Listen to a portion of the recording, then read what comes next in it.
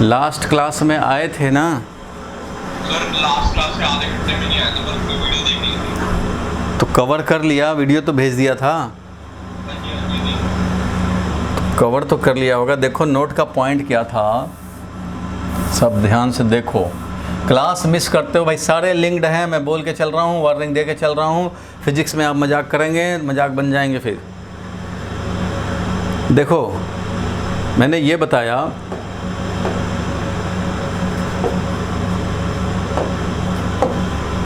देखो कोई भी चार्ज स्फेयर, याद होगा कोई चार्ज स्फेयर होता था, कोई भी चार्ज स्फेयर होता था तो हम लोगों ने एक काम किया था कि चार्ज स्फेयर के लिए पोटेंशियल हम लोगों ने ऑब्टेन किया था, और पोटेंशियल ऑब्टेन करने के बाद एक ग्राफ भी प्लॉट किया था, एक ग्राफ भी प्लॉट किया था। मैं उस ग्राफ को रिकॉल करा दे रहा हूँ, ये नोट का पॉइंट अपने आप हजम हो जाएगा।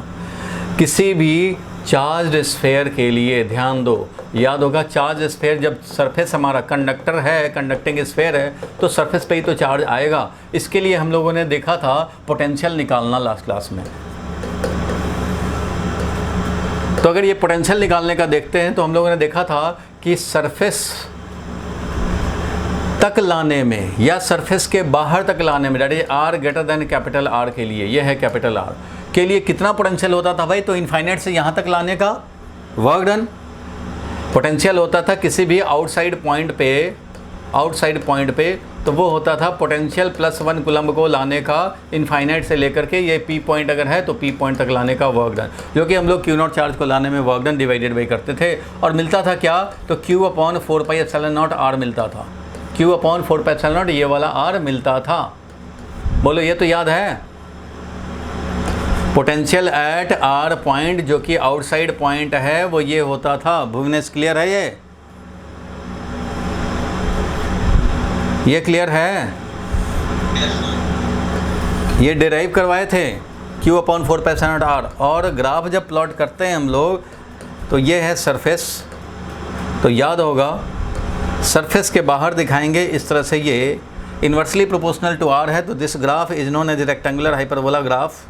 इन्वर्सली प्रोपोर्शनल टू R है क्योंकि पोटेंशियल Q/4πε0 R है। और इस तरह का जब इन्वर्सली प्रोपोर्शनल टू R होता है तो ऐसे ग्राफ को हम लोग रेक्टेंगुलर हाइपरबोला बोलते हैं भाई। तो इस तरह का ये ग्राफ है।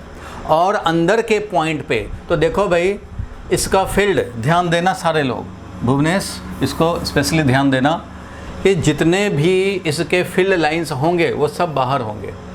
फील्ड लाइंस हमेशा सरफेस के बाहर होता है भाई, कंडक्टिंग सरफेस के बाहर होता है। इसलिए तुम इनफाइनाइट से ला रहे हो, तुम क्या कर रहे हो भाई? तो इनफाइनाइट से ला रहे हो, तो इनफाइनाइट से ला रहे हो कोई भी चार्ज को, तो भाई वर्क कर रहे हो। यहाँ तक वर्क किया 10 जूल, तो 10 वोल्ट हो गया पोटेंशियल। यहाँ तक लाने में वर्क किया, क्योंकि देखो इलेक्ट्रिक फोर्स लगाएगा ऐसे, तुम्हें ऐसे एक्सटर्नल फोर्स लगाना पड़ेगा। ये है इलेक्ट्रिक फोर्स, तुम्हें लगाना होगा external force equal and opposite, और इसी का वर्क डन काउंट करने हैं। तो इनफाइनाइट से यहाँ तक लाने का 10 जूल वर्क हुआ, तो 10 वोल्ट हो गया पोटेंशियल यूनिट चार्ज को लाने में। यहाँ पे लाने में 20 जूल हुआ वर्क डन, तो यहाँ 20 वोल्ट हो जाएगा पोटेंशियल। यहाँ तक लाने में अगेंस्ट दिस ग्रेविटेशन ये इलेक्ट्रिक फील्ड हम लोग वर्क कर रहे हैं, तो यहाँ तक लाने का मान लो 30 हुआ, तो 30 वोल्ट हो गया पोटेंशियल। लेकिन इसके आगे इलेक्ट्रिक फील्ड है ही नहीं, देख रहे हो फील्ड लाइन तो हमेशा आउटसाइड ही है, आउटसाइड ही है। तो इसके अंदर इलेक्ट्रिक फील्ड ही नहीं है, तो इसके अंदर अगर चार्ज को ले जाएंगे तो कोई फोर्स नहीं लगाएगा, तो तुम्हें भी किसी के अगेंस्ट नहीं लगाने पड़ेंगे। तो यहाँ से यहाँ ले जाने का वर्क डन 0, यहाँ से यहाँ ले जाओ वर्क डन 0, यहाँ से यहाँ ले जाओ वर्क डन 0, यहाँ से यहाँ ले जाओ वर्क डन 0, ये सब वर्क डन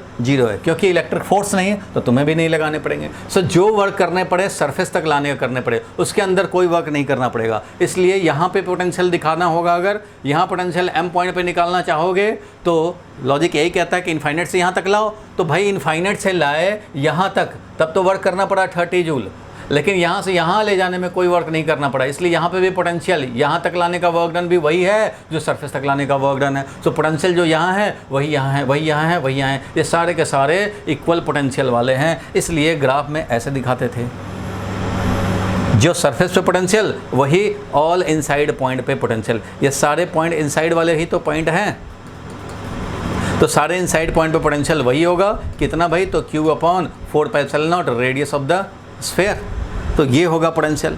तो यही कॉन्सेप्ट तो यहाँ पे हम लोग डिस्कस कर रहे हैं कि आउटसाइड पॉइंट पे आओगे, आउटसाइड पॉइंट पे देखोगे तो आउटसाइड पॉइंट पे बाहर वाला रेडियस यूज करना है। किसके लिए भाई? पोटेंशियल निकालने में। तो पोटेंशियल निकालने में बाहर वाला रेडियस यूज करेंगे। लेकिन अंदर के पॉइंट पे निकालना हो तो जो सरफेस पे है पोटेंशियल वही यूज़ करेंगे। तो सरफेस पे पोटेंशियल तो Q/4π0 कैपिटल R होता है, तो वही अंदर के सारे पॉइंट्स पे होगा, क्योंकि इसका फील्ड बाहर ही होता है, अंदर नहीं होता है। तो बाहर तक ही हमें करने पड़ेंगे वर्क डन, उसके अंदर ले जाने में फर्दर कोई वर्क डन नहीं है। सो जो सरफेस पे पोटेंशियल वही सारे इनसाइड पॉइंट पे पोटेंशियल। भुवनेश क्लियर हुआ?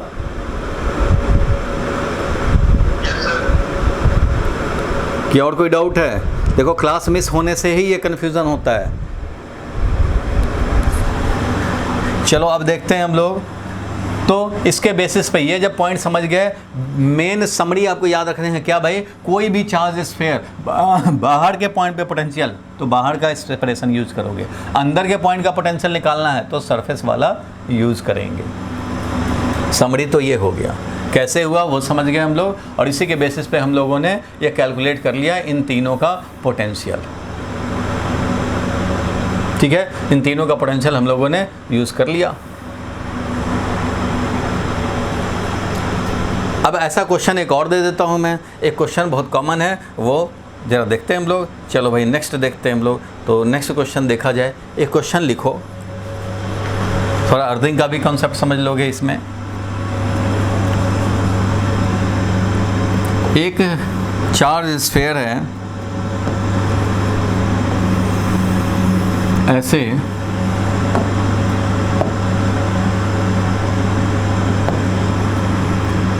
और दूसरा भी एक चार्ज स्फीयर है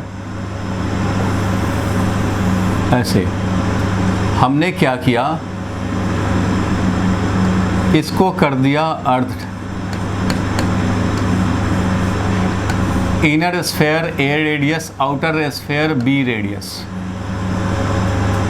ध्यान देना, very very important question, entrance के लिए भी और स्कूल के लिए भी। इस पे Q1 चार्ज था पहले, इस पे Q2 चार्ज था पहले। ये समझो की को क्लोज करेंगे तभी यह अर्थिंग होगा।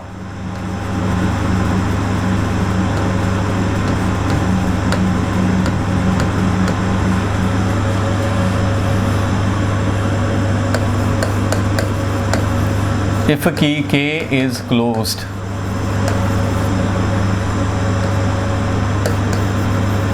then what will be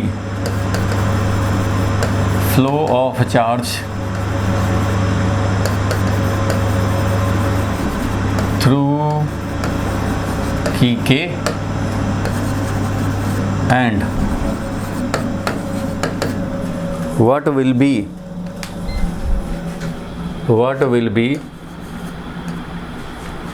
final charge on the two spheres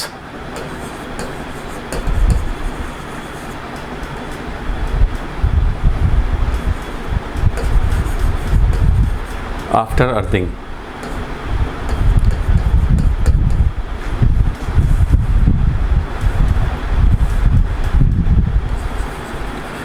की को क्लोज करने का मतलब ही earthing. If key K is close then what will be flow of charge through key K? इस वाले की से कितना चार्ज फ्लो होगा, and what will be final charge on the two spheres after earthing. After earthing का मतलब है closing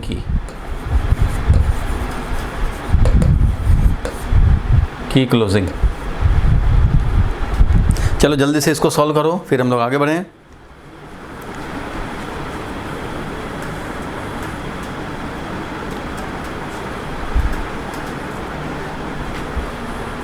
जल्दी करो भाई। हो गया?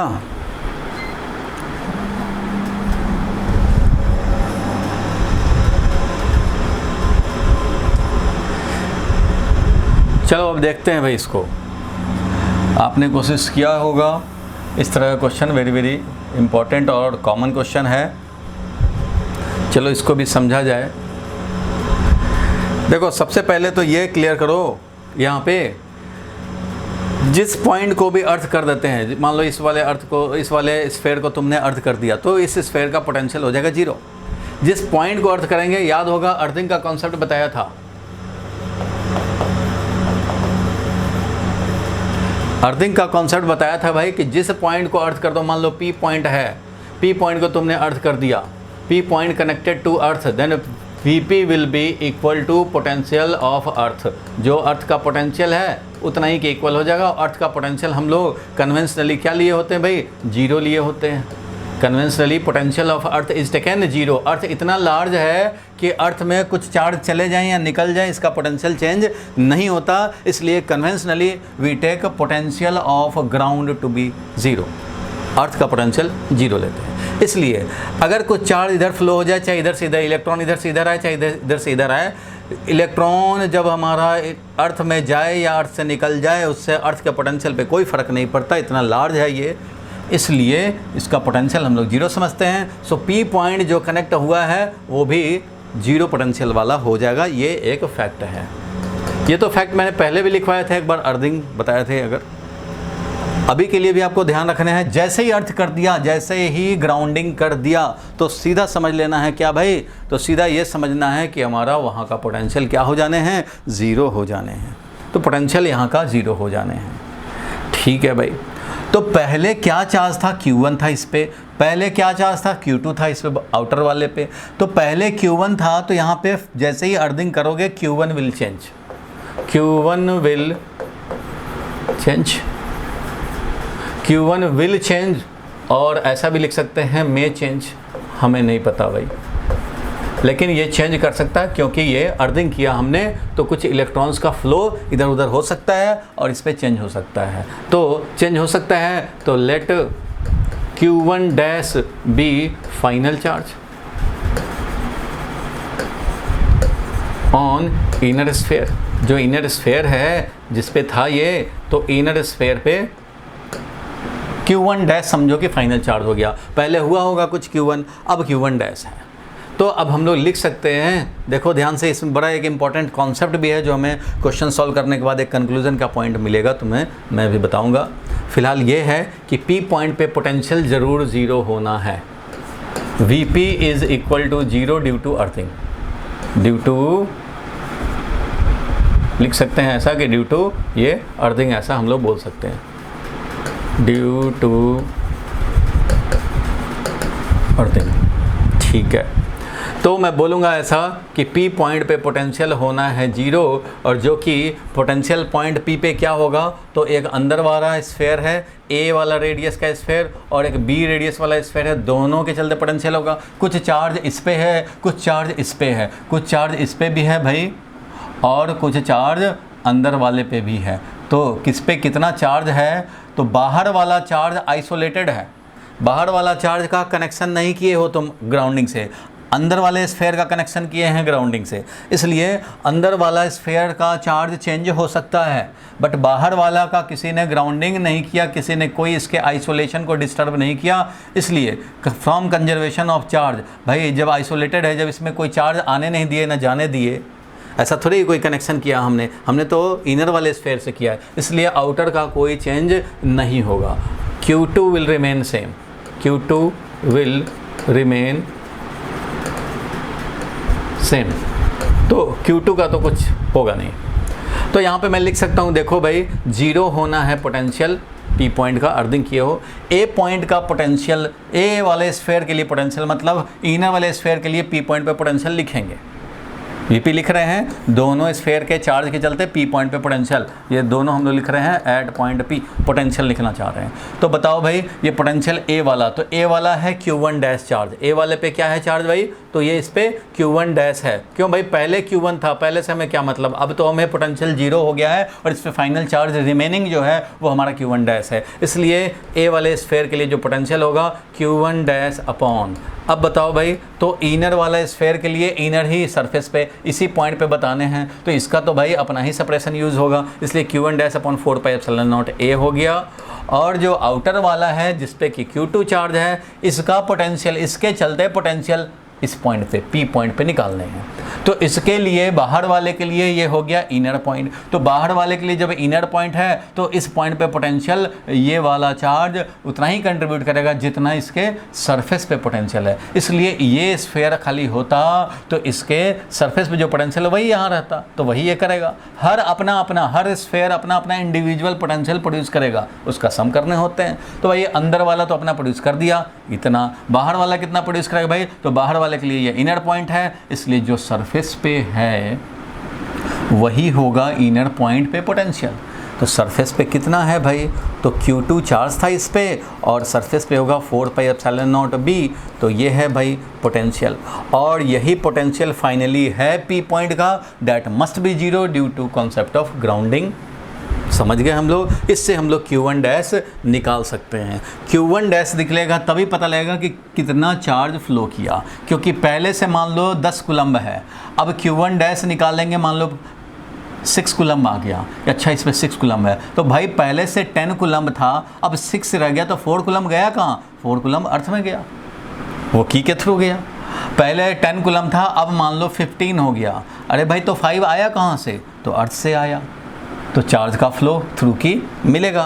पहले का चार्ज इस पे जिससे ग्राउंडिंग किए हैं उसके पहले का चार्ज पता है Q1, बाद का चार्ज अब ऐसे पता कर लेंगे, क्योंकि बाद के कंडीशन में एक फैक्ट पता है कि ग्राउंडिंग किए हो इसलिए पोटेंशियल 0 होगा। तो यहाँ से हम लोग निकालेंगे Q1 डैश, तो क्या हो गया भाई 4πε0 कॉमन होकर के उधर शहीद हो जाएगा। It mean 0 is equal to बोल सकते हैं Q1 डैश अपॉन A और प्लस Q2 अपॉन B, और इससे हमें मिल गया Q1 डैश का वैल्यू।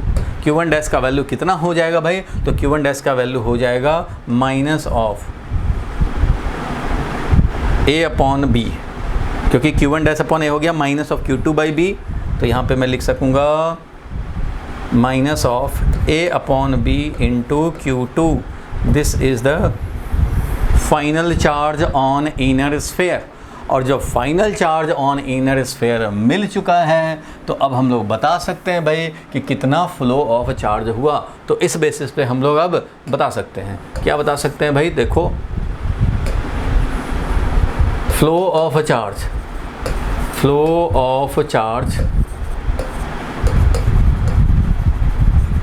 थ्रू की कितना होगा भाई, तो Q1 था पहले, अब Q1 डैश है, तो यही लिखेंगे भाई। फ्लो ऑफ चार्ज तो यही हुआ, पहले ये था अब ये है, तो कितना भाई, तो पहले Q1 था और अब हो चुका है कितना, तो minus of A by B into Q2 ये है। तो इसलिए बोल सकते हैं कि चार्ज कितना फ्लो हुआ भाई, तो कितना फ्लो हुआ चार्ज, तो ये है Q1 plus minus minus plus हो गया और ये हो गया A by B into Q2। This is the amount of charge which is phloem.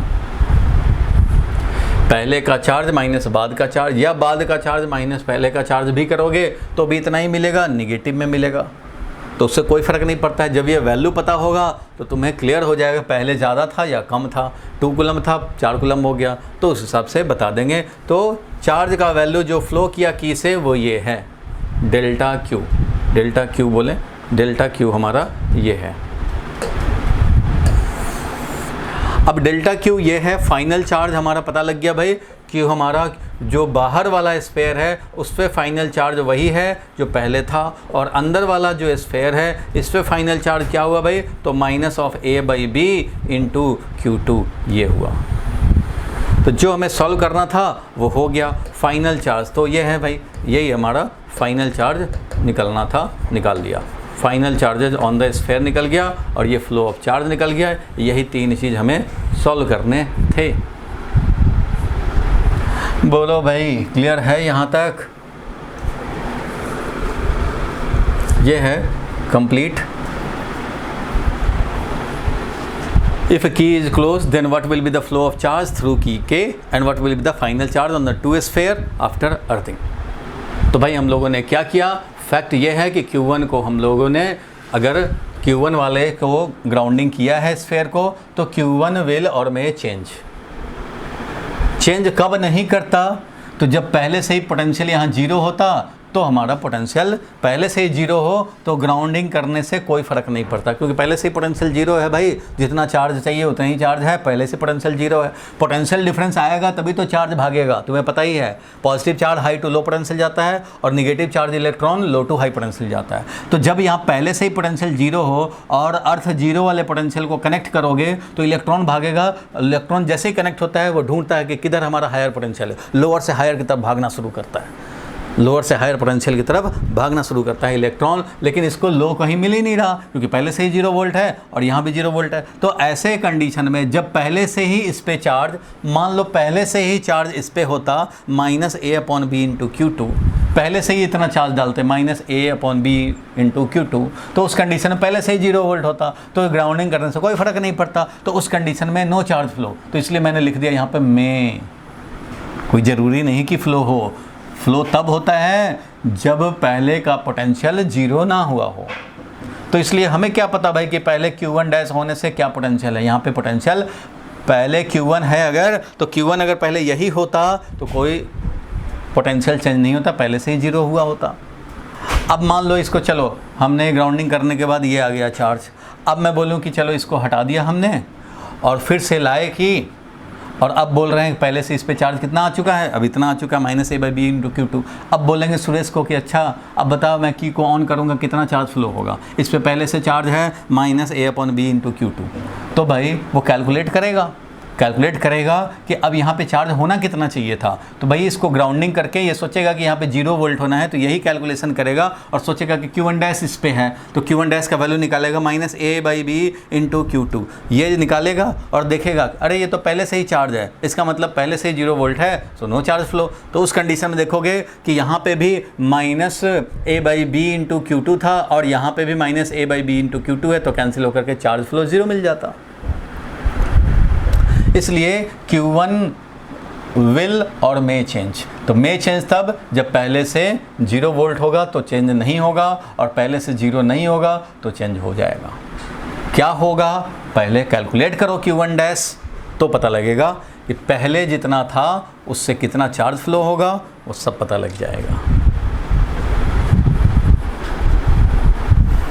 बोलो भाई, बताओ युवराज, क्लियर हुआ? आदित्य, आदित्य क्लियर है? इसको हटाएं? तरुण नोट कर लो भाई, तरुण क्लियर है यहाँ तक? तरुण बोल नहीं रहे हो? तरुण क्लियर है? तरुण का आवाज़ ही नहीं आ रहा है।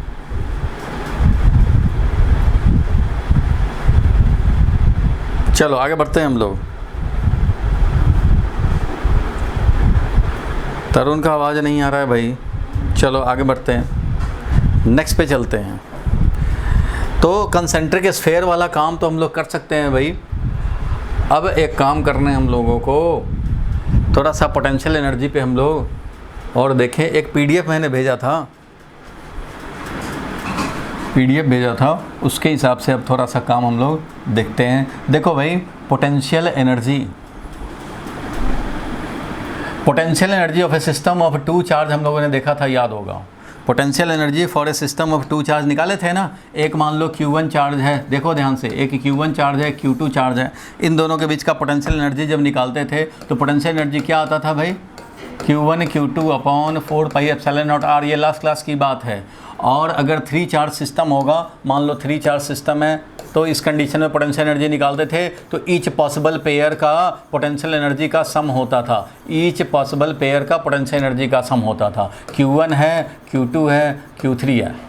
तो Q1 Q2 इस पेयर का Q1 Q2 अपॉन 4πε0 ये सेपरेशन, इस पेयर का क्या हो जाएगा Q1 Q2 अपॉन 4πε0 ये वाला सेपरेशन।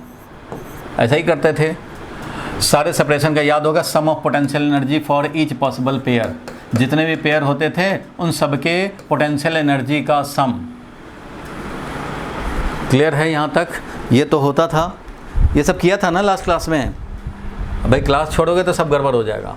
दूसरी बात, एक और चीज़ हम लोगों ने देखा था भाई, क्या? तो work done in taking any charge, work done by external agent, और ये किसके अगेंस्ट करता है भाई? तो against electric force, against electric force जो वर्क करता है, वर्क डन एक्सटर्नल एजेंट जो करता है, वो हम लोग बोल सकते हैं कि minus of work done by conservative force, minus of work done by conservative force, ऐसा बोल सकते हैं। अगेंस्ट इलेक्ट्रिक फोर्स यानी कि minus of work done by conservative force, ये क्या होता है? Final potential energy minus initial potential, ये होता था। फाइनल पोटेंशियल एनर्जी क्या बोलते हैं? तो Q इंटू वी फाइनल, और इनिशियल पोटेंशियल एनर्जी क्या लिखते हैं? Q इंटू वी इनिशियल, और ये हो गया Q into V final minus V initial, that is delta V। तो Q इंटू डेल्टा V ऐसा होता था। ये याद है? बोलते ही नहीं हो रिया, ये किया था हम लोगों ने।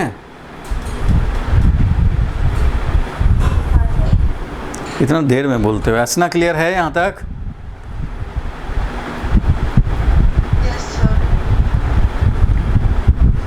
चलो अब देखो, इसको हम लोग बोल सकते हैं कि potential energy charge multiplied by potential होता है। तो हम लोग potential energy two charge system को, जैसे कि एस एल अरोरा में बताया जाता है, तो ये बुक इस लैंग्वेज है, वो मैंने लिखा है। देखा जाए, मैंने ये समझा चुका हूँ पहले से ही, अभी फिर से रिकैप कर दिया। Potential energy of a system of 2 point charge क्या होगा भाई? तो suppose A point charge Q1 is at rest at point P1। ये जो हमने रखा है Q1, वो कहाँ है? At point P1। ये जो टाइप किया हुआ लिखा हुआ है वो दिख रहा है ना भाई, छोटा छोटा लिखा हुआ है जो दिख रहा है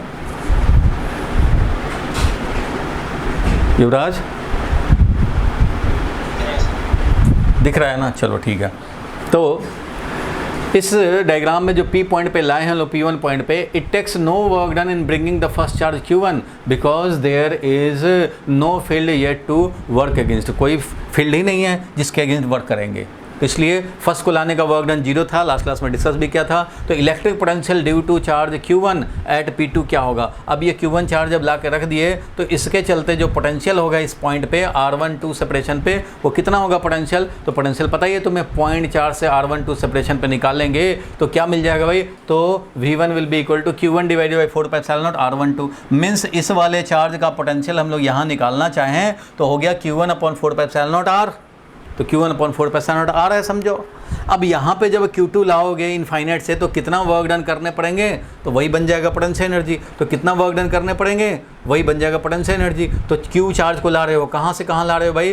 तो इनफाइनाइट से ला रहे हो, किस पॉइंट पे? P2 पे। तो P2 पे जो पोटेंशियल है वो, और इनफाइनाइट से ला रहे हो, final potential minus initial potential. ये जो VP2 है, यही तो अभी कैलकुलेट किया इस वाले चार्ज के लिए यहाँ का पोटेंशियल। तो इस वाले चार्ज का यहाँ पोटेंशियल है Q1, इसलिए हम लोग लिख सकते हैं कि Q2 जो लाए हो, Q2 मल्टीप्लाइड बाई V1। तो ये देखो, V1 मल्टीप्लाइड बाई Q2 किया हुआ है, V1 मल्टीप्लाइड बाई Q2 किया हुआ है, यहाँ पे देख रहे हो, V1 मल्टीप्लाइड बाई Q2 किया हुआ है। तो यहाँ V1 का वैल्यू रख दिया और मल्टीप्लाइड बाई Q2, तो ये भी बन गया पोटेंशियल एनर्जी का एक्सप्रेशन जो हम लोगों का आता था। पोटेंशियल एनर्जी का एक्सप्रेशन वो क्या आता था भाई? वही Q1 Q2 अपॉन 4πε0 R, जो भी है R1 और 2 में सेपरेशन, R1 और 2 में सेपरेशन, यही आता था। मीन्स दो मेथड से आप कैलकुलेट कर सकते हो। एक तो था भाई जो इंटीग्रेट करते थे, एनालिटिकल मेथड, कि भाई फर्स्ट को लाया 0 वर्क डन, सेकंड को लाया तो कुछ वर्क डन मिला, और वो कैसे? तो इंटीग्रेट करके लाए थे। पहला वो मेथड था। दूसरा मेथड ये है कि वर्क डन कैलकुलेट करना है, वर्क डन ही होता है पोटेंशियल एनर्जी। तो फर्स्ट को लाए तो 0 वर्क डन, सेकंड को लाने में Q1 के अगेंस्ट कितना वर्क करना होगा? तो Q1 के चलते यहाँ पोटेंशियल निकाल दिया, Q1 के चलते पोटेंशियल निकाल दिया। अब Q2 ला रहे हो तो Q2 multiplied by this potential. वो कैसे? तो ये तो बुक वाला तो डायरेक्ट लिखेगा, मैं बता रहा हूँ कैसे। तो ये Q2 लाए हैं, फाइनल पॉइंट का पोटेंशियल माइनस इनिशियल पॉइंट का पोटेंशियल, Q इंटू V जो होता है, तो ये वर्क डन होता है Q into final potential minus initial. तो इनफाइनाइट से ला रहे हैं P2 तक, तो इनफाइनाइट से ला रहे हैं, इनफाइनाइट का पोटेंशियल 0 है, यानी कि Q2 इंटू V जो P2 पे है, P2 पे इसका V1 ही तो लिखा था, यही हमारा V एट पॉइंट P2 है। तो तो इस मेथड से भी निकाल सकते हैं। ये क्लियर है? बोलो भाई क्लियर है तो आगे बढ़ें। ये भी एक मेथड हुआ potential energy two charge system का निकालने का, ये भी एक मेथड है। बोलो भाई क्लियर है?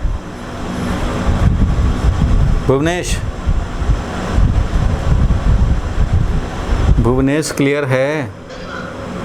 तो क्लियर है तो आप बोला कर भाई। आगे बढ़ते हैं हम लोग, नेक्स्ट पॉइंट पे चलते हैं।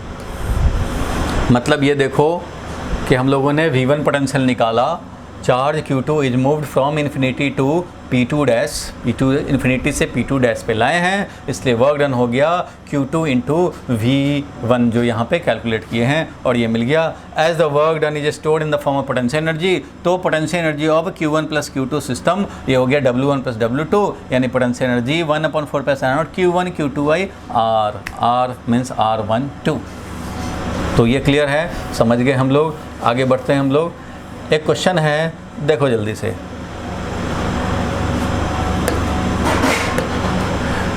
Right relation between potential energy of a charge and electric potential. तो ये तो रिलेशन हम लोग जानते हैं भाई, इलेक्ट्रिक पोटेंशियल और पोटेंशियल एनर्जी में relation, charge multiplied by potential, यही तो होता है पोटेंशियल एनर्जी। ये कैसे इसको हम लोग और प्रूव भी कर सकते हैं, देखो अगर मैं बात करूं, ध्यान देना, एक है यहाँ पे Q1 चार्ज है, और इस Q1 चार्ज से हम लोग लाए हैं A पॉइंट पे, और यहाँ पे B पॉइंट है, यहाँ पे हमने Q2 लाए। तो इसके चलते यहाँ पे जो पोटेंशियल था V1 बोल रहे हैं इसको, या V जो इसमें लिखा हुआ था VP2, चलो भाई VP2, तो वो कितना था, तो Q1/4πε0 ये वाला R था, यही था। और हम लोगों ने जब P2 लाए, जब Q2 लाए तो कितना वर्क डन होता था, वही बन गया था पोटेंशियल एनर्जी जो अभी लिखा गया था। Q2 ला रहे हो भाई, कहाँ से ला रहे हो भाई, तो इन्फिनिटी से ला रहे हो, कहाँ पे ला रहे हो, P2 पे ला रहे हो, तो PT माइनस इन्फिनिट किया था, और ये मिल गया Q2 इंटू पोटेंशियल है कितना, तो Q1/4πε0 R, तो ये बन गया था पोटेंशियल एनर्जी, ये बना था। तो ये रिलेशन तो है ही। एक और जो इनफाइनाइट वाला था, इंटीग्रेट करके लाने वाला, उससे भी आप प्रूव कर सकते हो। उससे कैसे प्रूव कर सकते हो भाई, तो वो हम लोग देख लेते हैं। देखो कैसे, मान लो हम लोग Q1 के प्रेजेंस में Q2 को ला रहे हैं, इनफाइनाइट से ला रहे हैं भाई। तो ये वाला जो फोर्स लगाया वो इलेक्ट्रिक फोर्स लगाया अपना, वो इलेक्ट्रिक फोर्स कितना था भाई, तो वो इलेक्ट्रिक फोर्स था Q1 Q2/4πε0 x²। x separation था आर्बिट्रेरी अभी, तो x इनिशियल कितना था भाई, तो इनफाइनाइट पे था, और x फाइनल क्या होना भाई, तो R पे आना है, यही तो था। तो इंटीग्रेट किया था तो पोटेंशियल एनर्जी मिला था, क्योंकि पोटेंशियल एनर्जी होता है फर्स्ट को लाने का वर्क डन प्लस सेकंड को लाने का वर्क डन। फर्स्ट को लाने का 0 वर्क डन था, सेकंड को लाने का कितना वर्क डन था भाई, तो सेकंड को लाने का वर्क डन था तो इलेक्ट्रिक फोर्स के अगेंस्ट, यानी कि minus of Q1 Q2/4πε0 x² dx, यही था, और इनफाइनाइट से R तक था। और ये फाइनली आंसर क्या आया भाई, तो आया आंसर Q1 Q2/4πε0 R। तो यही तो पोटेंशियल एनर्जी है, ये पोटेंशियल एनर्जी है। और इसको हम लोग लिख सकते हैं, इस पोटेंशियल एनर्जी को लिख सकते हैं कि ये चार्ज Q2 ऐसे लिख दें, charge Q2 multiplied by potential due to first, charge Q2 multiplied by potential due to first, या फिर इसको लिख सकते हैं charge Q1 multiplied by potential due to second VA, ऐसे भी लिख सकते हो। अगर Q2 लिखे हो भाई यहाँ पे, तो Q2 का वैल्यू तो Q2 है और V1 का वैल्यू हो जाएगा, उसके चलते यहाँ पोटेंशियल Q1/4πε0 R तो हो गया। अगर Q1 लिखते हो, Q1 लाए, मान लो पहले से Q2 को लाए हैं, अब Q1 ला रहे हैं, तो ठीक है भाई, Q2 का यहाँ पे पोटेंशियल कितना बनेगा, तो Q2/4πε0 R। तो बात वही है, चाहे आप पोटेंशियल एनर्जी ऐसे निकालें, या ये बोल सकते हैं कि जिस चार्ज को आप कंसीडर करना चाहते हो वो चार्ज मल्टीप्लाइड बाई दूसरे का potential at the location of this charge. अगर इस चार्ज को रखना चाहते हो, इस चार्ज को रखो, तो इसका पोटेंशियल यहाँ देखो, मल्टीप्लाई करो, मिल जाएगा पोटेंशियल एनर्जी। या इस चार्ज को देखना चाहते हो तो इस चार्ज को देखो, Q2 को देखो, multiplied by potential due to first, तो भी हो जाएगा ये। Q2 तो Q2 है, और पोटेंशियल ड्यू टू फर्स्ट क्या है भाई, तो Q1/4πε0 R है। तो ये रिलेशन तो पक्का है, फिर से पढ़ लिया जाए इसको। Potential energy of a single charge, by definition the electric potential at any point is amount of work done in bringing unit positive charge from infinity to that point, ये पोटेंशियल होता है। So the work done in bringing a charge q from infinity to the point will be q into v, work done जो होगा वो q into v हो जाएगा। क्यों भाई? तो वर्क डन अगर v पोटेंशियल पे लाए हो, इन्फिनिटी से लाए हो, तो ऐसे ही जीरो होता है, तो q into v ही वर्क डन है और यही पोटेंशियल एनर्जी भी। आपको ध्यान रखना है कि कोई भी चार्ज कहीं रखे हो तो जहाँ रखे हो वहाँ का पोटेंशियल से मल्टीप्लाई कर दो।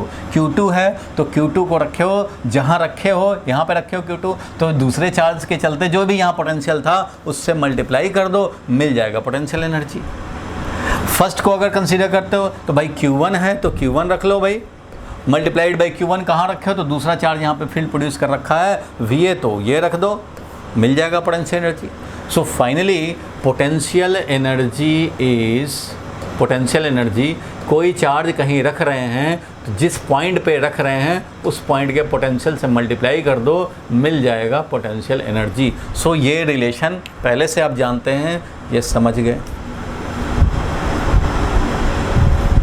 बोलो भाई, ये क्लियर है? ये क्लियर है भाई? आगे बढ़ूं? ये ग्रीन वाला दिख रहा है कि नहीं युवराज? दिख रहा है ना? चलो आगे बढ़ते हैं, नेक्स्ट पे चलते हैं। अभी कुछ मिसलेनियस क्वेश्चंस हैं, वही देख रहे हैं। आपको मैंने ग्रुप में भेज भी दिया है इसका PDF मिसलेनियस क्वेश्चन, क्योंकि पोटेंशियल जैसे ही फिनिश होगा तब मैं कैपेसिटर शुरू करूंगा और पोटेंशियल को फिनिश करने में ये सब मिसलेनियस क्वेश्चन बचे हुए हैं, कुछ पोलराइजेशन के कॉन्सेप्ट बचे हुए, छोटे छोटे कुछ कॉन्सेप्ट बचे हुए हैं, तो वही मैं कलेक्ट कर लिया हूँ एक जगह। ये बचे हैं, ये क्लियर कर लिया जाए। तो देखो भाई, इसको ज़रा समझा जाए। क्वेश्चन पढ़ो पहले, क्या है लिखा, क्वेश्चन को पहले समझा जाए, इसी में मैं समझाता चलूँगा। ये क्लियर दिख रहा है टेक्स्ट या इसको बड़ा करूँगा? और रिया, इसको बड़ा किया जाए या इतना ही ठीक है?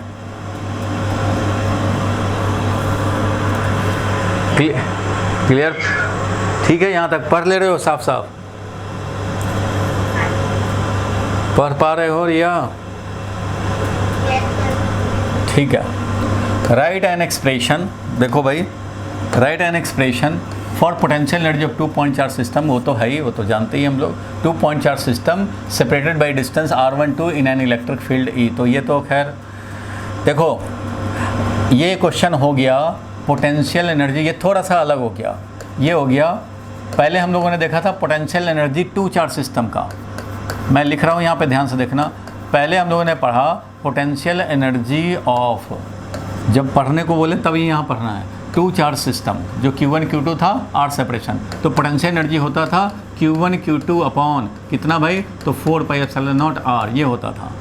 अब क्या बात हो रहा है? अब ये बात हो रहा है कि अगर कोई एक्सटर्नल फील्ड पहले से है, ये वाला जो पोटेंशियल एनर्जी था पहले से कुछ नहीं था भाई, खाली Q1 है और Q2 है, इस सिस्टम का पोटेंशियल एनर्जी निकालने हैं। ये वाला था potential energy of 2 charge system, मतलब बस यही 2 हैं और कुछ नहीं है, और कोई चार्ज नहीं है। तो फर्स्ट को लाने का वर्क डन निकाला और सेकंड को लाने का वर्क डन निकाला। ए को ए पॉइंट पे ला करके रख दिया, दूसरे को बी पॉइंट पे ला के रख दिया, इन दोनों का पोटेंशियल एनर्जी निकाला, ये मिल गया। अब क्या बात हो रही है इस क्वेश्चन में? क्या बात हो रही है? इन एन एक्सटर्नल फील्ड, मतलब कोई एक्सटर्नल फील्ड है, मान लो ये एक्सटर्नल फील्ड। अब इसमें हमने Q1 लाए ए पॉइंट पे, इसमें हमने Q2 लाया बी पॉइंट पे। अब बताने हैं पोटेंशियल एनर्जी इस 2 चार्ज सिस्टम का इन an external field. Right an expression for potential energy of 2 point charges Q1 and Q2 separated by distance r12 in an electric field E। पहले से electric field E है, पहले से एक electric field E है, ये एक दूसरे के इलेक्ट्रिक फील्ड में नहीं है, ये वाला एक दूसरे के इलेक्ट्रिक फील्ड में होता है, वो है, वो हम लोग पहले पढ़ चुके हैं। लेकिन अब कह रहा है कि नहीं भाई, कोई एक्सटर्नल फील्ड है, मान लो कोई बड़ा सा चार्ज था, उसका फील्ड था, अब उसमें 2 चार्ज को ला रहे हैं Q1 एंड Q2 को, तो इसका पोटेंशियल एनर्जी अब क्या होगा? ऐसे टू चार्ज सिस्टम का पोटेंशियल एनर्जी क्या होगा। ये क्वेश्चन का डिफरेंस समझ गए। पहले हम लोगों ने पढ़ा potential energy of two charge system एक दूसरे के इन्फ्लुएंस में है। अब पढ़ रहे हैं potential energy of two charge system in an external field. NCERT में ये अलग से टॉपिक दिया हुआ है, छोटा सा, स्कूल वाले कभी कभी पूछते हैं कैसे निकालेंगे इसको, तो इसको समझ लेते हैं। तो देखो भाई, इतना स्पेस है, मैं इतने ही में समझा दे रहा हूँ। देखो, पोटेंशियल एनर्जी निकालना चाहते हैं, मैं यहाँ पे दिखा रहा हूँ थोड़े बड़े फॉन्ट में। ये जो टेक्स्ट लिखा हुआ है इस पे हम लोग बाद में देखेंगे, तब समझ में आएगा। अभी पहले हम लोग इसको समझ लेते हैं। देखो भाई कैसे, इस एक्सटर्नल फील्ड में आपने Q1 ला करके यहाँ रखा A पॉइंट पे और एक को B पॉइंट पे, तो मैं बोलूँगा पोटेंशियल एनर्जी नहीं चलता है। Potential energy is equal to, potential energy हम लोग लिखेंगे तो फर्स्ट वाले का पोटेंशियल, फर्स्ट वाला चार्ज जब लाओगे तो फर्स्ट वाला चार्ज कहाँ लाए हो भाई, तो A पॉइंट पे लाए हो, तो A पॉइंट का पोटेंशियल, क्योंकि एक्सटर्नल फील्ड था। जब एक्सटर्नल फील्ड था भाई, जब भी एक्सटर्नल फील्ड है तो उस कंडीशन में एक्सटर्नल फील्ड में फर्स्ट लाओगे तो तुम्हें वर्क करना पड़ेगा, जीरो वर्क नहीं होगा। जबकि इस वाले केस में क्या था, फर्स्ट को लाने का जीरो वर्क डन, क्योंकि पहले से कोई फील्ड है ही नहीं। लेकिन अभी तो पहले से फील्ड है। अब इसमें तुम ला रहे हो फर्स्ट को, Q1 को, कहाँ पे ला रहे हो, A पॉइंट पे। अरे भाई, तो A पॉइंट पे ला रहे हो तो A पॉइंट पे पहले से फील्ड है तो पोटेंशियल है। अब B पॉइंट पे लाओगे तो पहले से फील्ड है, पोटेंशियल है। तो फर्स्ट को लाने का इन the external field work done ये होगा। जहाँ तक लाए हो, इन्फिनिटी से लाए हो तो इन्फिनिटी का तो लिखने की ज़रूरत नहीं है, तो ये लिखा। प्लस Q2 को अब ला रहे हो, अब Q2 को ला रहे हो तो Q2 को लाने में दो अब फील्ड है। एक है एक्सटर्नल फील्ड, उसके अगेंस्ट वर्क करना पड़ेगा Q2 को लाने में, और दूसरा है कि Q1 जो ला के रख लिया है पहले से, उसका अगेंस्ट भी इलेक्ट्रिक फील्ड रहेगा, उसके अगेंस्ट भी वर्क करने पड़ेंगे। इसका मतलब हो गया कि Q2 को लाए तो एक्सटर्नल फील्ड के अगेंस्ट जो वर्क करेंगे, तो भाई एक्सटर्नल फील्ड ने A पॉइंट पे पोटेंशियल प्रोड्यूस किया था तो उधर काम हो गया। अब B पॉइंट पे भी तो एक्सटर्नल फील्ड का कुछ पोटेंशियल है, तो Q2 को B पॉइंट पे रखा है तो ऐसे लिखेंगे, Q2 इंटू B पॉइंट पे ला दिया तो एक्सटर्नल फील्ड के अगेंस्ट VB इतना वर्क डन करना पड़ेगा। लेकिन जब Q2 को लाए हो तो Q1 भी तो था, तो Q1 का भी तो एक फील्ड प्रोड्यूस हुआ होगा, उसके अगेंस्ट वर्क किया, तो वो कितना करोगे भाई, तो Q2 को लाए हो Q1 के अगेंस्ट, तो Q2 into Q1 upon 4πε0 R12 जो होता था, क्योंकि ये एक्सटर्नल फील्ड नहीं होता था तो यही तो होता था Q1 Q2 अपॉन 4πε0 सेपरेशन, जो R12 है तो R12। मतलब Q2 को जब लाए हैं तो दो काम हुआ है भाई, दो काम हुआ है। एक्सटर्नल फील्ड के अगेंस्ट कितना work done, Q2 into VB, VB is produced due to external field, ये है due to external field, potential due to external field. और ये वाला जो बना वो क्या हुआ भाई, तो ये है म्यूचुअल पोटेंशियल एनर्जी, ये म्यूचुअल पोटेंशियल एनर्जी बना भाई। क्यों, क्योंकि ये एक्सटर्नल फील्ड से मतलब नहीं, ये म्यूचुअल पोटेंशियल एनर्जी, एक दूसरे के चलते पोटेंशियल एनर्जी ये है। तो इसलिए फाइनली क्या बन गया, तो भाई Q1 इंटू जिस पॉइंट पे Q1 के रखे हो, R1 पे रखे हो, तो Q1 into R1 position vector पे पोटेंशियल, R2 पे रखे हो Q2 को, तो Q2 इंटू R2 पोजीशन वाला का पोटेंशियल, और ये म्यूचुअल पोटेंशियल एनर्जी। इस तरह से तीन पोटेंशियल एनर्जी का सम हो गया। तो इस तरह से मिल गया potential energy of two charge system in an external field. Clear है यहाँ तक? ये पहले वाले पोटेंशियल एनर्जी जो पढ़े थे वो उससे डिफरेंट है। क्लियर है? इसको नोट कर लो भाई। अब इसी चीज़ को इसमें समझाया हुआ है, वो हम लोग देख लेंगे।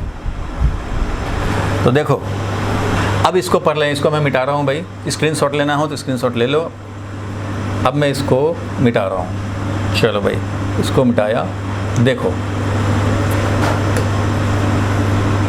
Potential energy of a system of 2 point charge in an external field, let VR1 and VR2 be the electric potential of the field at point having position vector R1 and R2। ये R1 वाला है, ये R2 वाला है। ये R1 position vector पे potential है VR1 और R2 वाले पे है VR2। तो यहाँ पे जब Q1 चार्ज को रखोगे Q इंटू VR1 और ये Q इंटू VR2।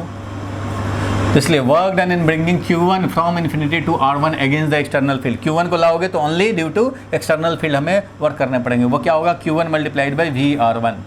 क्लियर है? ये हो गया फर्स्ट को लाने का वर्क डन।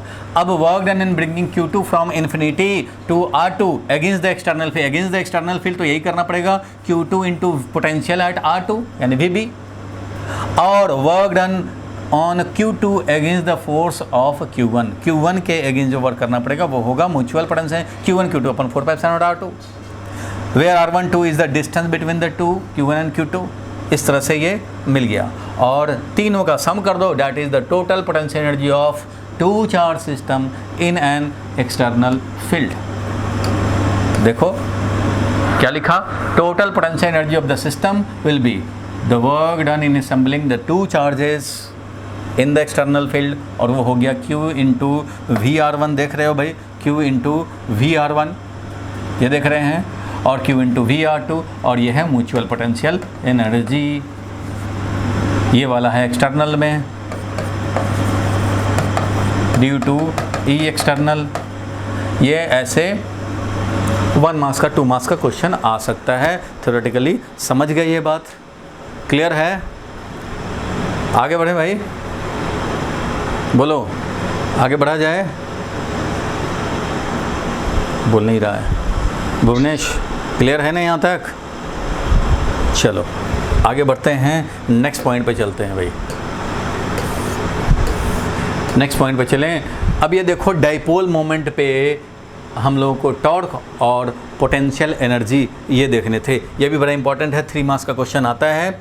हम लोग ज़रा इसको समझते हैं। एक डाइपोल है, पहले मैं समझा देता हूँ, बाद में आपको ये दिखाऊंगा कि इसमें वही चीज़ लिखा हुआ है। तो ठीक है भाई, पहले हम लोग समझ लें। तो देखो, एक डाइपोल है, यहाँ देख रहे हो इसका नेगेटिव चार्ज है, यहाँ देख रहे हो इसका पॉजिटिव चार्ज है। टॉर्क लगेगा, टॉर्क कितना लगता है भाई? तो याद होगा कितना लगता था टॉर्क, P क्रॉस E। दिख रहा है ये रेड वाला? नहीं दिख रहा, तो ये P क्रॉस E लग रहा है। Torque is equal to P cross E, ये टॉर्क लगता है, जिसका कि वैल्यू अगर बोले हम लोग टॉर्क का वैल्यू लिखें तो वो है PE साइन थीटा। कोई परेशानी नहीं है यहाँ तक, ठीक है। हमें चाहिए पोटेंशियल एनर्जी। ध्यान रखना, ये एक्सटर्नल फील्ड में ये डाइपोल रखा गया है, हमें पोटेंशियल एनर्जी निकालना है। Potential energy of a dipole, potential energy निकाल रहे हैं of dipole. Very very important topic लिख लो, in external field. External field में डाइपोल रखे हैं तो कितना पोटेंशियल एनर्जी होगा, यह है इसका टॉपिक। कैसे करेंगे? तो हम लोग इसी लॉजिक से डाइपोल को असेंबल करने में ध्यान देना, ये बड़ा इंपॉर्टेंट है। डाइपोल को इस एक्सटर्नल फील्ड में असेंबल करना है और वर्क डन टोटल निकालने हैं। जैसे अभी 2 चार्ज सिस्टम किया था, एक एक करके लाए थे चार्ज, Q1 को लाया, Q2 को लाया। तो अभी वैसे नहीं करना है, क्योंकि अलग अलग चार्ज नहीं लाने। डाइपोल है, डाइपोल सिस्टम आएगा, पॉजिटिव नेगेटिव साथ में आएगा, तो इसलिए अब इसमें वर्क डन काउंट कर रहे हैं, वही हो जाएगा potential energy. So potential energy is equal to work done in bringing dipole, कहाँ से कहाँ भाई? तो इनफाइनाइट से इस एक्सटर्नल फील्ड में लाएंगे, और किस ओरिएंटेशन में लाएंगे? Arbitrary orientation. हमें नहीं पता कि ऐसे रखे कि ऐसे रखे कि ऐसे रखे, अब जैसे भी रखे उस हिसाब से पोटेंशियल एनर्जी हमें चाहिए। तो सपोज कर लो कि थीटा एंगल पे रखे हैं तो हमें पोटेंशियल एनर्जी चाहिए, तो थीटा ओरिएंटेशन में मान लो निकालना चाहते हैं। तो देखो ये कैसे आप निकाल पाओगे। तो इसको निकालने का सिंपल सा तरीका होगा क्या भाई? तो ये होगा कि तुम इनफाइनाइट से लाओ और theta is equal to 90 degree तक लाओ। इनफाइनाइट से लेकर के हम लोग लाए, कहाँ तक लाए भाई? तो इनफाइनाइट से theta is equal to 90 degree corresponding लाएंगे, और अगेंस्ट इलेक्ट्रिक फोर्स हम लोग वर्क डन निकालेंगे, प्लस वर्क डन रोटेट कराना पड़ेगा डाइपोल को। Work done in rotating the dipole from theta is equal to 90 to theta is equal to theta arbitrary पे। आप सोचेंगे ये क्या कर रहे हैं, क्यों कर रहे हैं? अभी बताऊंगा, अभी क्लियर हो जाएगा, ये समझोगे ध्यान से क्यों ऐसे कर रहे हैं। देखो, इनफाइनाइट से लाएंगे, वर्क डन काउंट करने हैं, इनफाइनाइट से लाते हुए और डाइपोल को ऐसे रखने हैं। तो मैं ये कह रहा हूँ इक्विवेलेंटली ये जो काम कर रहे हैं, इक्विवेलेंटली ये समझो कि ये है एक्सटर्नल फील्ड। ध्यान देना, ये है एक्सटर्नल फील्ड, हम लोगों ने डाइपोल को लाए और ऐसे लाए, ऐसे ओरिएंटेशन में ले आए,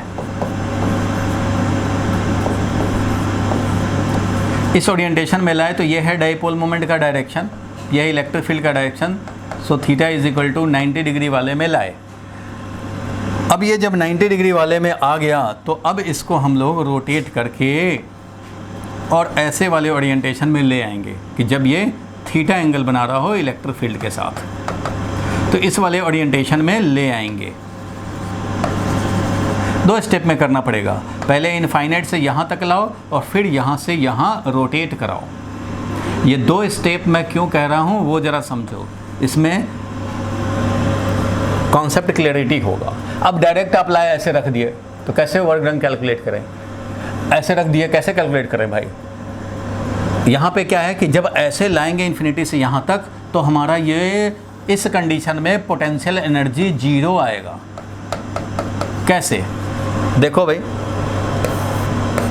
पहले ये वाला काम करें, इनफाइनाइट से 90 वाले पे लाएं, तो तुम्हें पता है कि डाइपोल जब आएगा तो इसका पॉजिटिव चार्ज भी आएगा और निगेटिव चार्ज भी आएगा। ये जो पॉजिटिव चार्ज आया इन्फिनिटी से, मान लो ये ए पॉइंट है, ध्यान देना, और ये वाला है बी पॉइंट, ध्यान देना भाई, बहुत इम्पोर्टेंट है। ये सपोज़ करें कि ये ए पॉइंट है, ग्रीन से दिखा रहा हूँ, ये ए पॉइंट है और ये वाला बी पॉइंट है। क्लियर है भुवनेश? एक ए पॉइंट पे है, दूसरा बी पॉइंट पे है। तो आप बताओ कि जब यूनिफॉर्म इलेक्ट्रिक फील्ड हो, यूनिफॉर्म जब इलेक्ट्रिक फील्ड होता है तो इसके परपेंडिकुलर जो सरफेस होता है वो क्या होता है, वो इक्विपोटेंशियल सरफेस होता है कि नहीं? भुवनेश बोलो भाई। इलेक्ट्रिक फील्ड लाइन के परपेंडिकुलर इक्विपोटेंशियल सरफेस होता है, इसलिए इस पॉइंट का पोटेंशियल, इस पॉइंट का पोटेंशियल, इस पॉइंट का पोटेंशियल, इस पॉइंट का पोटेंशियल सेम होगा। तो वैसे ही जब 90 डिग्री ओरिएंटेशन पे, फील्ड के 90 डिग्री ओरिएंटेशन पे लाओगे तो यहाँ का पोटेंशियल, यहाँ का पोटेंशियल सेम होगा। जब 90 ओरिएंटेशन में रखे हैं, फील्ड है ऐसे और ऐसे डाइपोल इनफाइनाइट से ला के रखे, तो इसका मतलब यहाँ का पोटेंशियल अगर V0 है तो यहाँ का पोटेंशियल V0 है। मीन्स हम लोग बोल सकते हैं कि VA is equal to VB is equal to V0, ऐसा हम लोग बोल सकते हैं यहाँ के लिए। बोल सकते हैं VA is equal to VB is equal to V0, ऐसा बोल सकते हैं। तो मैं अब लिख रहा हूँ, देखो डाइपोल को लाने में वर्क डन क्या होगा भाई, तो डाइपोल को लाने में पॉजिटिव चार्ज लाए, कहाँ पे लाए, पॉजिटिव चार्ज लाए ए पॉइंट पे, तो VA माइनस V इन्फिनिटी ऐसा लिख दिया। और साथ में आया निगेटिव चार्ज भी, तो माइनस Q भी आया, वो कहाँ पे आया भाई, तो वो आया है बी पॉइंट पे, तो फाइनल पॉइंट का पोटेंशियल माइनस इनिशियल पॉइंट का पोटेंशियल, ये लिख दिया। तो ये आ गया टोटल डाइपोल को 90 degree infinite to theta is equal to 90 degree orientation में लाने में टोटल वर्क डन डाइपोल के लिए 90 तक लाने में, 90 तक लाए, Q into VA plus Q into plus minus Q into VB जो चार्ज लाए, और ये, और अब इसको रोटेट करना है तो रोटेट करने में जो वर्क डन करना पड़ेगा वो तो भाई करना पड़ेगा, वो तो टॉर्क डी थीटा, क्योंकि रोटेट कराएंगे। अगर हमारा ट्रांसलेशनल मोशन तो F.dr करते हैं इंटीग्रेशन वर्क डन के लिए, यहाँ रोटेट कराओगे भाई, यहाँ से इसको रोटेट कराओगे इस ओरिएंटेशन से इस ओरिएंटेशन, तो रोटेट कराओगे तो यहाँ पे theta is equal to 90 degree to arbitrary theta पे टॉर्क डी थीटा, ये टॉर्क डी थीटा। तो अब इसको इवेलुएट कर देने हैं, तो चलो भाई इवेलुएट कर दिया जाए। तो potential energy will be equal to Q into VA क्या है V0, VA क्या है V0 minus Q into VB क्या है V0, और ये तो 0 है, ये भी 0 है, ये मिल गया, प्लस टॉर्क कितना है भाई, तो टॉर्क है PE sine theta D theta, और थीटा का ओरिएंटेशन जो रखोगे 90 से लेकर ओरिएंटेशन थीटा तक, आर्बिट्ररी थीटा ओरिएंटेशन तक। बोलो यहाँ तक क्लियर हुआ? 90 ओरिएंटेशन में लाएं, पहले समझ लेते हैं फिर मैं बताऊंगा लॉजिक क्या हुआ। 90 ओरिएंटेशन पे लाने से फ़ायदा क्या हुआ, प्लस Q इंटू V0 और माइनस Q इंटू V0, तो ये क्या हो गया, कैंसिल हो गया।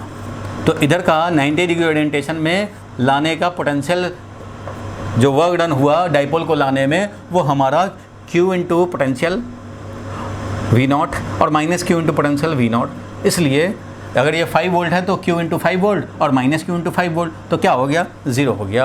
और प्लस अब ये वर्क डन खाली रह गया बस, तो वर्क डन कितना होगा, तो PE बाहर है और साइन थीटा का integration minus of cos theta,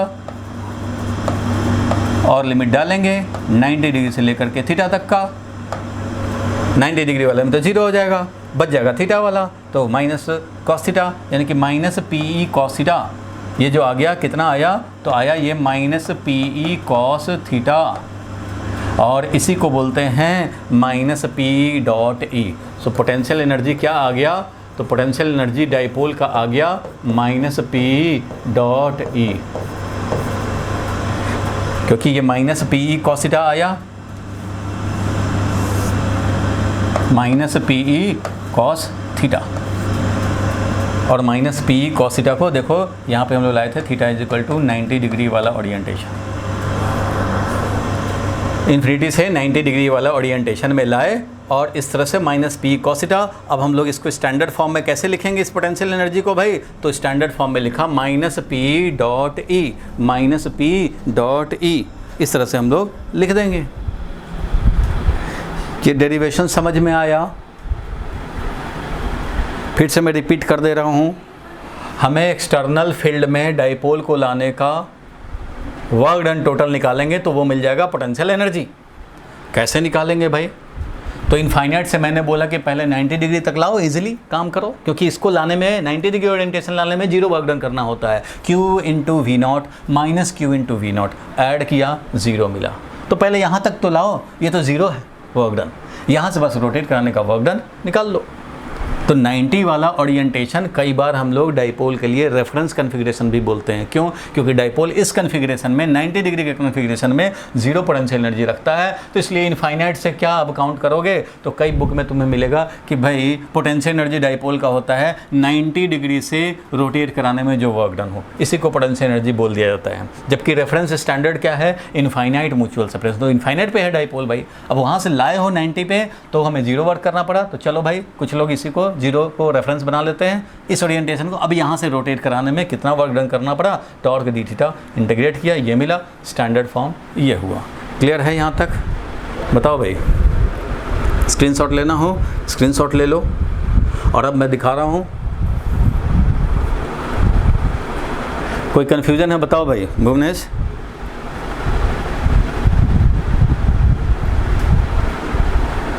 confusion बताओ भाई, युवराज बोलो, क्या कन्फ्यूजन?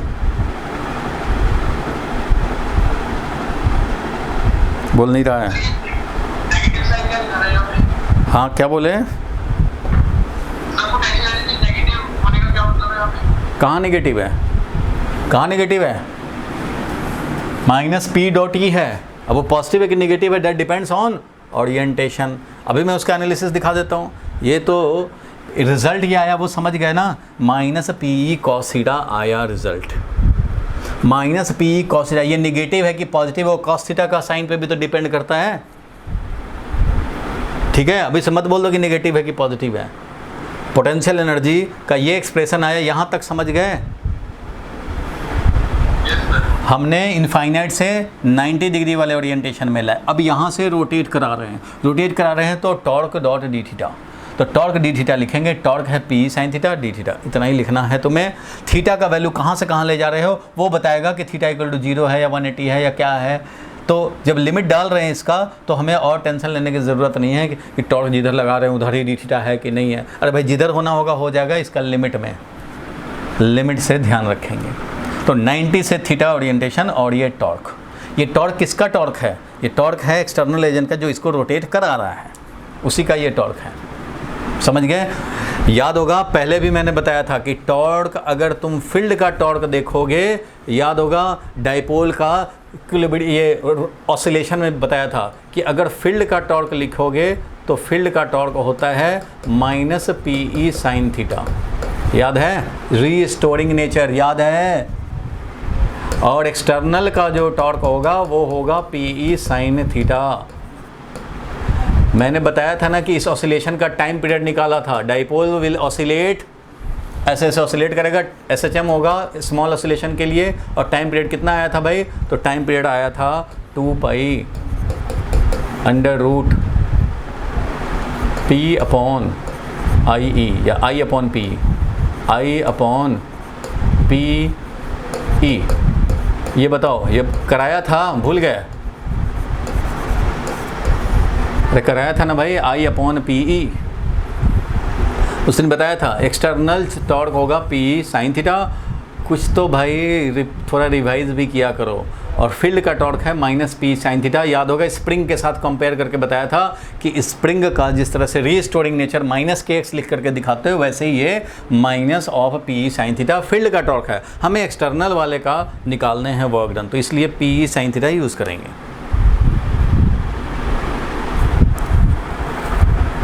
यहाँ तक क्लियर है?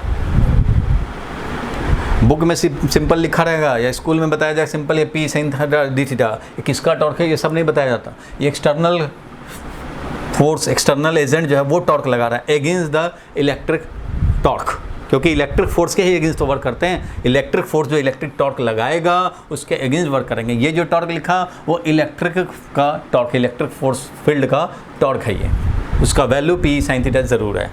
लेकिन अगर रीस्टोरिंग नेचर के साथ लिखेंगे तो फील्ड का torque will be minus P sine theta, external torque होगा प्लस P साइन थीटा, और इसी का वर्क डन निकालने हैं। क्लियर है यहाँ तक? बोलो भाई। आगे अब एनालिसिस करते हैं इसका कि ये कब पॉजिटिव और कब नेगेटिव होगा। तो पोटेंशियल एनर्जी फाइनली देखो, ये तो यहाँ से इलेक्ट्रिक डाइपोल मोमेंट देख लो भाई। Electric dipole moment can be regarded as vector P whose magnitude is the product of इधर charge Q and distance 2a। वो तो होता ही है डाइपोल मोमेंट, वो तो कोई बात नहीं है, वो तो सब आप लोग समझते हैं। ठीक है भाई। Potential energy of dipole placed in uniform electric field, वो क्या होता है वही निकालना था। As shown in figure, consider electric dipole placed in uniform electric field E with dipole moment P making angle theta with the field. The two equal and opposite force लगेंगे, वो आगे होगा एक्सप्लेन। और फाइनली हमें मिल गया potential energy जो derive कर दिया माइनस P डॉट E आया। और स्कूल में क्या होगा या कई बुक में लिखा जाएगा कि potential energy of dipole is nothing but theta is equal to 90 degree से थीटा ओरिएंटेशन तक लाने में टॉर्क का वर्क डन। बस इतना ही। शॉर्टकट में तुम्हें भी मारना हो, शॉर्टकट में कर दो भाई। ये PE sine theta D theta और ये 90 डिग्री टू थीटा हो गया, और ये बन गया PE बाहर आ गया और माइनस कॉस थीटा हो गया, तो माइनस P कॉस थीटा हो गया, माइनस P डॉट E हो गया। काम हो गया ख़त्म। स्कूल वाले इतना ही कराएंगे, हो गया। बहुत अच्छा भाई, पोटेंशियल एनर्जी मिल गया माइनस P डॉट E।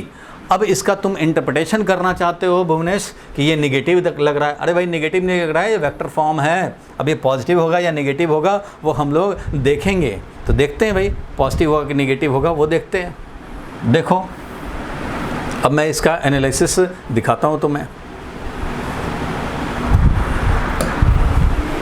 देखो पोटेंशियल एनर्जी का पहले भी ग्राफ दिखाया था, याद होगा। पहले हम लोगों ने इसका रिजल्ट यूज़ किया था और आपको ग्राफ दिखाया था। तो ग्राफ दिखाऊंगा पोटेंशियल एनर्जी का माइनस PE कॉस थीटा। तो कॉस थीटा का ग्राफ तो ऐसे होता था भाई, कॉस थीटा का ग्राफ ऐसे होता था, याद है?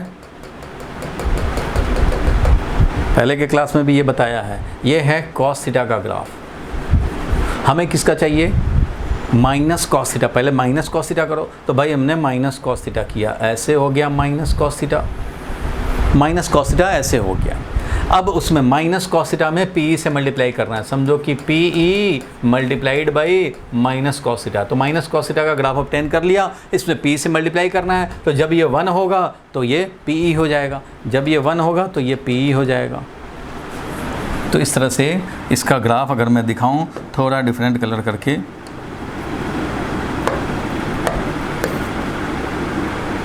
तो इसका ग्राफ ऐसे हो गया। जब ये 1 होना है तो ये PE हो जाने हैं। और अपना इंटरेस्ट जो है वो सिर्फ 180 डिग्री तक का है। अपना इंटरेस्ट सिर्फ 180 डिग्री तक का है, क्योंकि इसके आगे का इंटरेस्ट अपना नहीं है। क्योंकि एंगल जो होता है dipole moment and electric field के बीच में जो एंगल थीटा होगा वो होगा कहाँ से कहाँ तक भाई, तो 0 से लेकर के 180 डिग्री तक बस। तो इसलिए 0 डिग्री से लेकर के 180 डिग्री तक का ही काम है। और ये है इसका पोटेंशियल एनर्जी कर्व। ग्रीन वाला जो है यही हमारा पोटेंशियल एनर्जी कर्व है, जो कि 0 पे मिनिमम हो रहा है -PE और ये 180 पे मैक्सिमम हो रहा है PE। याद होगा इक्विलिब्रियम का कॉन्सेप्ट बताया था, उस टाइम पे भी बताया था कि theta is equal to 0 degree. Dipole का theta is equal to 0 degree का मतलब क्या हो गया, जिस डायरेक्शन में फील्ड है उसी डायरेक्शन में अपना डाइपोल है, उसी डायरेक्शन में डाइपोल है। तो इस कंडीशन में स्टेबल इक्विलिब्रियम और पोटेंशियल एनर्जी मिनिमम, देखो 0 degree corresponding potential energy minimum है कि नहीं है, -PE है। याद होगा ये सब कराए थे। और थीटा इज इक्वल टू अगर मान लो 180 लेते हैं, theta is equal to 180 degree, तो इस कंडीशन में अनस्टेबल इक्विलिब्रियम, याद होगा ये भी बताया था, अनस्टेबल इक्विलिब्रियम। तो ये अनस्टेबल इक्विलिब्रियम है। और इस कंडीशन में अगर पोटेंशियल एनर्जी निकालें तो देखो भाई -PE अनस्टेबल के लिए cos 180 डिग्री -1 होता है, तो माइनस और माइनस प्लस PE हो जाएगा, दैट इज +PE। ये हो गया पोटेंशियल एनर्जी 180 डिग्री पे, जो कि मैक्सिमम पोटेंशियल एनर्जी है। और मैक्सिमम पोटेंशियल एनर्जी का मतलब होता है अनस्टेबल इक्विलिब्रियम। यहाँ पे मिनिमम पोटेंशियल एनर्जी था और यह maximum potential energy means unstable equilibrium,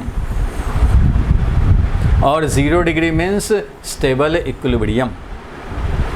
ये वाला कॉन्सेप्ट याद आया, उस समय मैंने बताया था कि डिराइव होगा चैप्टर 2 में, लेकिन यूज़ कर लेना है अभी। तो potential energy of electric dipole placed in any electric field is -P.E। कब पॉजिटिव होगा भुवनेश, कब नेगेटिव होगा, डेट डिपेंड्स कि इलेक्ट्रिक फील्ड और इलेक्ट्रिक डाइपोल में क्या एंगल है। 0 एंगल पे मिनिमम पोटेंशियल एनर्जी नेगेटिव में, 90 डिग्री पे है 0 पोटेंशियल एनर्जी, 90 से ज़्यादा हुआ तो पॉजिटिव पोटेंशियल एनर्जी, 180 पे maximum potential energy. So negative positive तो थीटा पे डिपेंड करता है। ऐसे देख करके एक्सप्रेशन में बोल देंगे कि नेगेटिव है, ऐसा नहीं है, कॉस थीटा पे डिपेंड करता है। भुवनेश क्लियर हुआ यहाँ तक? तो अब जरा इसको हटाऊँ, स्क्रीनशॉट ले लो जल्दी से, देना चाहो तो। मैं भी ले रहा हूँ स्क्रीनशॉट, लेकिन आएगा कि नहीं आएगा वो मैं देखना पड़ेगा। चलो आगे बढ़ते हैं हम लोग। अब आगे बढ़ते हैं, नेक्स्ट पॉइंट पे चलते हैं। देखो इसका स्पेशल केस जो अभी हम लोगों ने डिस्कस किया वही है ये स्पेशल केस। तो ये क्या है वो ज़रा देखा जाए। तो देखो भाई, स्पेशल केस में position of stable equilibrium when theta is equal to 0, potential energy -PE cos 0 -PE. Thus the potential energy of dipole is minimum when the dipole moment is parallel to the electric external field, and this is the position of stable equilibrium. Position of zero energy है 90 degree पे, 90 degree पे होगा potential energy 0, वो तो होता ही है। इसको हम लोग कई बार रेफरेंस कन्फिग्रेशन भी यूज करते हैं डाइपोल के केस में, बट ये स्टैंडर्ड है नहीं, स्टैंडर्ड तो वही है इनफाइनाइट वाला। Thus the potential energy of dipole is 0 when it is held perpendicular to the external field. ठीक है, एक्सटर्नल फील्ड ऐसे, इसलिए अब समझ में आया होगा कि क्यों परपेंडिकुलर लाए। इससे हमें इजी हो गया कैलकुलेट करना कि total work done in bringing dipole in theta orientation क्या होगा। तो हमने ब्रेक कर लिया, पहले हम 90 डिग्री तक लाएंगे फिर रोटेट कराएंगे, 90 डिग्री तक लाने का 0 वर्क डन। इसलिए ये तो बात क्लियर हो गया होगा कि पोटेंशियल एनर्जी निकालने हैं तो पहले इन्फिनिटी से थीटा इज इक्वल टू 90 तक लाओ और फिर theta is equal to 90 to theta arbitrary तक ये वर्क डन निकालो by the external torque, external agent जो टॉर्क लगाएगा। ठीक है, ये भी यही। तो ये लाया तो 0 वर्क डन और ये लाया तो -PE cos थीटा, इसलिए पोटेंशियल एनर्जी बन गया -P.E। ठीक है, थीटा ओरिएंटेशन पे अगर पोटेंशियल एनर्जी निकालने हैं तो ये है, थीटा ओरिएंटेशन पे पोटेंशियल एनर्जी ये है।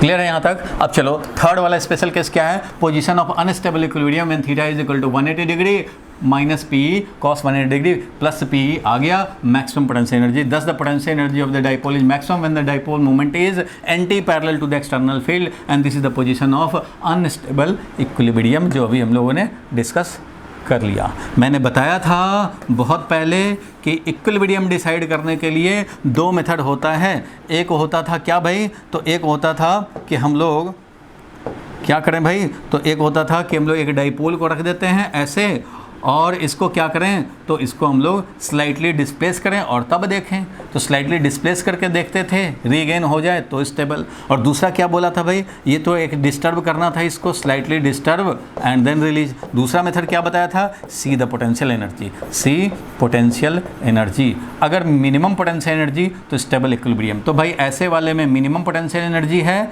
और ऐसे वाले में मैक्सिमम पोटेंशियल एनर्जी है, जो देख लिया हम लोगों ने। थीटा इज इक्वल टू 180 वाला, थीटा इज इक्वल टू 0 वाला, इसलिए ये हो गया स्टेबल और ये वाला हो गया अनस्टेबल। आई थिंक आपको डाइपोल वाला अब क्लियर हो गया होगा। भुवनेश बता दो भाई, क्लियर है यहाँ तक? क्लियर है तो अब आगे बढ़ते हैं हम लोग, नेक्स्ट पॉइंट पे चलते हैं। नेक्स्ट पॉइंट देखो, कुछ पॉइंट्स हैं इम्पॉर्टेंट, ऑलरेडी आपको हजम हो चुका है इसलिए आप समझ सकते हो इसको। क्वेश्चन पढ़ लो पहले जल्दी से। State important properties shown by the conductor when placed in electrostatic field. भाई ये इंपॉर्टेंट प्रॉपर्टीज हैं सोन बाय द कंडक्टर। देखो, net electrostatic field is zero in the interior of the conductor. सब लोग जानते हैं inside material is electrically neutral. हम लोगों ने गॉस लॉ से प्रूव भी किया था इसको। जस्ट आउटसाइड द सरफेस, अब just outside the surface of the conductor electric field is normal to the surface. सब लोग जानते हैं भाई नॉर्मल टू द सरफेस होता है, टेंजेंशियल नहीं होता, हमेशा नॉर्मल होता है field line. And the net charge in the interior of the conductor is zero. अंदर में नेट चार्ज जीरो रहता है। जो एक्सेस चार्ज होता है that is any excess charge reside on its surface, conductor के सरफेस पे होता है। ये भी आपको हजम है पहले से। Potential is constant with in and on the surface of the conductor, ये भी समझ गए हो। आज ही डिस्कस किया है कि अंदर का कोई भी पॉइंट या फिर सरफेस सब इक्वल पोटेंशियल वाले ही होते हैं, कोई भी कंडक्टर के लिए, स्फेरिकल हो कैसा भी हो। इसलिए अगर ऐसा शेप है तो इक्विपोटेंशियल सरफेस ये है, क्योंकि फील्ड लाइन ऐसे निकलेंगे, फील्ड लाइन ऐसे निकलेंगे, सरफेस के परपेंडिकुलर निकलेंगे। इसलिए इक्विपोटेंशियल सरफेस कैसा होगा, तो इनके परपेंडिकुलर चलते जाओ, मीन्स कंडक्टिंग सरफेस के पैरेलल ही समझो, इस तरह से दिखाएंगे। तो वही दिखा रहा है, पोटेंशियल विद इन कांस्टेंट होगा। Electric field at the surface of a charge conductor is proportional to the surface charge density. अब इलेक्ट्रिक फील्ड यहाँ पे कितना होगा, तो इलेक्ट्रिक फील्ड होता है सिग्मा अपॉन एप्सिलॉन नॉट। ये भी शायद बताया था कि कोई भी कंडक्टर के जस्ट आउटसाइड इलेक्ट्रिक फील्ड होता है sigma upon epsilon naught, that is electric field is proportional to surface charge density. नहीं अगर याद आ रहा हो तो अभी 2 मिनट में इसको डिराइव कर सकते हैं हम लोग। भाई यहाँ पे अगर सिग्मा चार्ज डेंसिटी है, सिग्मा अगर चार्ज पर यूनिट एरिया है, तो यहाँ पे हम लोग कोई गॉसियन सिलेंडर लेके और फटाफट सॉल्व कर सकते हैं। इसका फील्ड तो ऐसे चलेगा भाई, और इधर अंदर में फील्ड है ही नहीं, इसलिए अगर हम लोग फ्लक्स निकालेंगे टोटल तो क्या होगा, तो ई इंटू एरिया हो जाएगा। Flux is equal to charge enclose upon epsilon naught होता है भाई। तो फ्लक्स निकालेंगे तो सिर्फ होगा ई, यहाँ पे फील्ड अगर ई है तो ई ए है फील्ड, ई इंटू एरिया, ये वाला एरिया, तो ई ए है फील्ड, और बाकी तो कर्व सरफेस में मिलेगा नहीं क्योंकि फील्ड ऐसे है, परपेंडिकुलर है एरिया वेक्टर, अंदर में फील्ड है जीरो है, is equal to 1 upon epsilon naught times charge enclose कितना, तो sigma into A, sigma into A, तो सिग्मा इंटू ए है। इसलिए क्या क्या कैंसिल हुआ, ए कैंसिल हुआ, और ई sigma upon epsilon not just outside any conductor, just outside any conductor. यहाँ भी निकालना चाहोगे तो भी ये होता ही है, तो इसलिए ये बात भी समझ गए। Electric field is zero in the cavity of A hollow charge conductor. ये भी बताया था कि अगर कैविटी हो कोई भी हॉलो चार्ज कंडक्टर में, तो कैविटी है तो कोई बात नहीं है, जो भी चार्ज इस पे आएगा वो इसके सरफेस पे आएगा और ये ऐसे फील्ड लाइन निकलेगा। इसलिए अंदर में फील्ड लाइन नहीं होगा और कैविटी में भी फील्ड नहीं होगा। कैविटी में तभी फील्ड बनता है, कैविटी में तभी फील्ड बनता है जब कैविटी के अंदर हम लोग चार्ज रखें। अंदर में इलेक्ट्रिक फील्ड जीरो है, यहाँ भी इलेक्ट्रिक फील्ड जीरो है। जब कैविटी के अंदर चार्ज रखते हैं तभी अंदर में फील्ड बनता है, और कंडक्टिंग मटेरियल में तो कभी हो ही नहीं सकता फील्ड, कभी भी कंडक्टिंग मटेरियल में तो हो ही नहीं सकता। कैविटी में तब होगा जब कैविटी में चार्ज रखोगे, अदरवाइज फील्ड बिल्कुल नहीं हो सकता है। तो क्लियर है बात यहाँ तक? बोलो भाई, ये कंडक्टिंग सरफेस इस शेप का था, यहाँ तक क्लियर है? तो ये सारे पॉइंट्स क्लियर हो गए? बोलो भाई भुवनेश, क्योंकि टाइम हो गया है। ये वाला देखो, ये लास्ट है आज के पॉइंट के लिए। क्या लिखा हुआ है जल्दी से देखो। So that the electrostatic potential is constant throughout the conductor and has the same value inside the surface। ये तो आज ही देखा है भाई, फिर भी बुक का लैंग्वेज आपको क्या लिखना पड़ेगा वो आप लिख सकते हैं कि electric field at any point is equal to the negative of potential gradient. ये तो सबको पता है, negative of the potential gradient इसी को बोलते हैं भाई इलेक्ट्रिक फील्ड, और ये भी होता है component. But inside the conductor electric field is zero. Inside the conductor electric field क्या है? जीरो है। And moreover E has no tangential component, कोई टेंजेंशियल कंपोनेंट नहीं होता। इसका मतलब dV/dr है जीरो, dV/dr ही जीरो है। और dr क्योंकि तुम मूव कर रहे हो भाई, तो dr तो जीरो होगा नहीं, तो पोटेंशियल ही जीरो है। dV जीरो है, potential is constant. dV is zero means potential is constant, potential is constant. तो ऐसा हम लोग समझेंगे। Hence electric potential is constant throughout the volume of the conductor and has the same value as inside. ठीक है, जितना भी inside होगा on its surface, same value as that of on the surface. The surface of a conductor is equipotential. ये है conductor, A point, B point, C point, D point, E point, F point. तो potential at A is equal to potential at B is equal to potential at C is equal to potential at D is equal to potential at E, और जो भी होगा वो same होगा, F पे नहीं। ये सारे पॉइंट्स जो अंदर रहें चाहे सरफेस पे रहें, सेम पोटेंशियल। क्लियर है यहाँ तक? इसमें अब ध्यान देना,